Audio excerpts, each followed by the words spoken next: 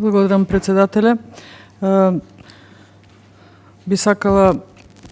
се обидував да најдам членови од деловникот на кој да се повикам и веќе се повикам на членот 122 став 1 и членот 124 став 2, односно која ми е целта, бидејќи тие два члена велат дека во работните тела може да се побараат податоци и информации или да се внесат прашања на предлог на пратеници, па еве бидејќи навистина најактуелна тема е она што викендов се разоткри на клиниката на онкологија, мислам дека ние како Собраниска комисија за здравство треба да имаме должност, одговорност, обврска да се обидеме на некој начин да ставиме една точка на денешнава седница, на која што ако ништо друго би го произнеселе, се надевам, нашиот заеднички став, за да како Собраниска комисија за здравство не дозволиме нечија чест да биде извалкана, но исто така и да не дозволиме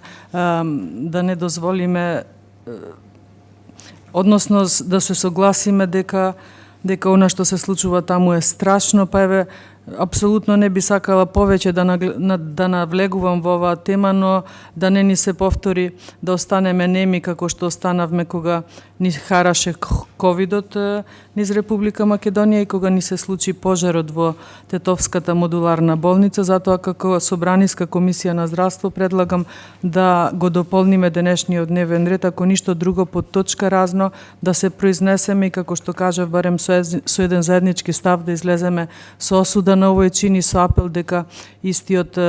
точно е дека треба да се препушти на институциите, но како што кажав, не цела клиника за онкологија била така морбидна и монструозна, да не продолжи да се валка честа на честните доктори и да кажеме една заедничка осуда, ако ништо друго, на овој чин. Благодарам.